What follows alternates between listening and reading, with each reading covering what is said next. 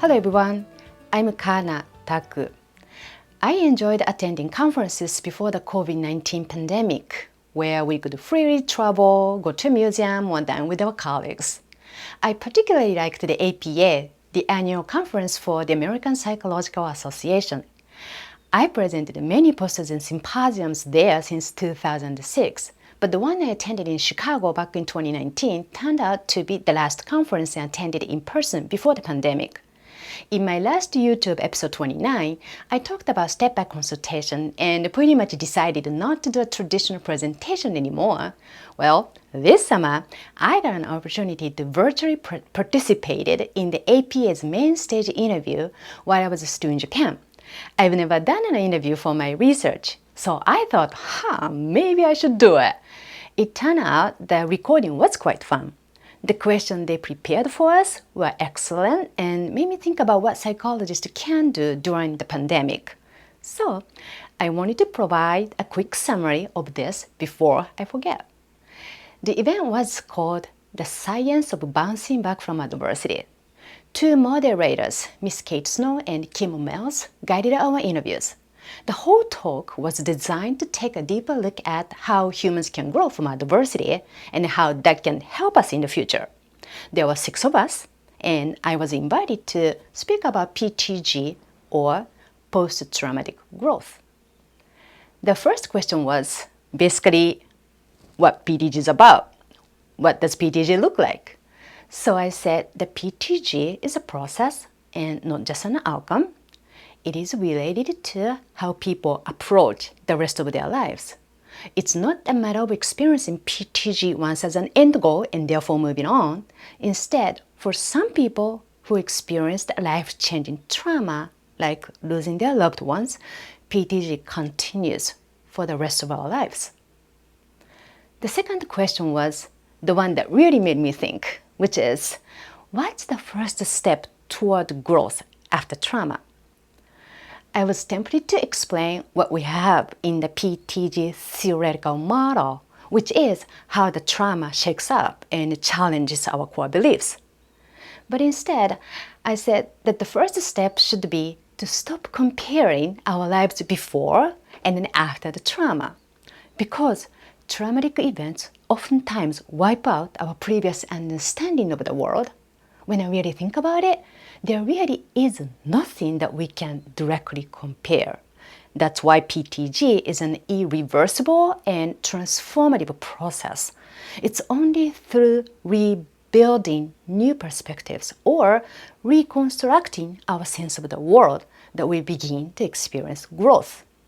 And that's the reason why people who are already very compassionate or self-reliant to begin with can still continue beyond what they had previously known was possible.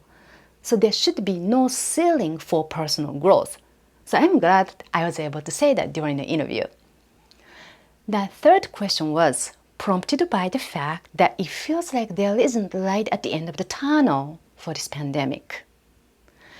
Many of us probably thought or hoped that the pandemic would be over by now, but that's not the case. We did a study on PTG during the pandemic.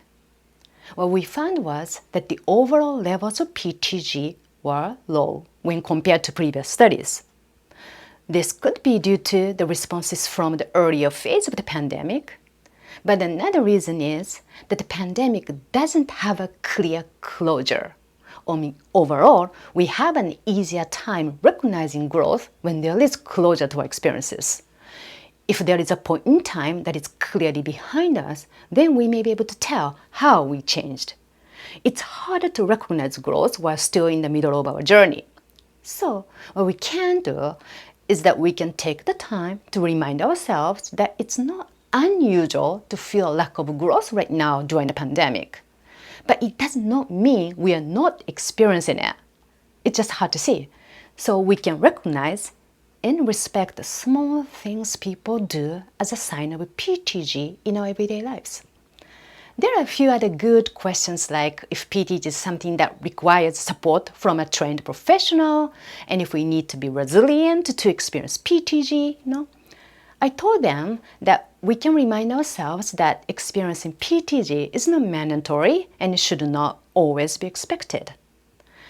Instead of looking forward to experiencing PTG later once the COVID-19 passes, which may not even happen, we could just remember that even when everything seems to be deteriorating in front of us, there are still other sides to our stories. And the same thing is true when everything seems to be going fantastic. There's just always multiple aspects to every story. But I remember there was another question that made me think, which is how resilient people can help other people around them. My answer was that they can support people around them by understanding that not everybody has to be resilient. I emphasized that there is no fork in the road when it comes to PTG. We know PTG is not the opposite of PTSD, so we need to stop asking, am I getting worse or getting better? Have I changed in a negative way or positive way? This kind of like this or that dichotomy affects our mindset. So highly resilient people can help others who are struggling with trauma by being mindful to practice empathy and not expect others to have the same level of resilience, as we're all different. Finally, they asked, what do I do to experience PTG myself? And I immediately thought about Shelby. Although it's perhaps a bit counterintuitive, I told them that I try to take time to be proud of my trauma. Trauma occurs because we have things that we care about, and we were lucky enough at one point to take them for granted. We cherished the time with the elderly. We enjoyed sports competitions. We assumed she'll be back, just like always. All of these assumptions might be gone. We have things we truly care for, which means it's a risk we take to lose that. Our trauma in missing these events and people shows how much we love them, which I can be proud of. For me, these memories enrich the narratives of my life. So, this is what I talked about at the APA Main Stage 2021. Hope you enjoyed it. Thanks for watching, and I will see you soon.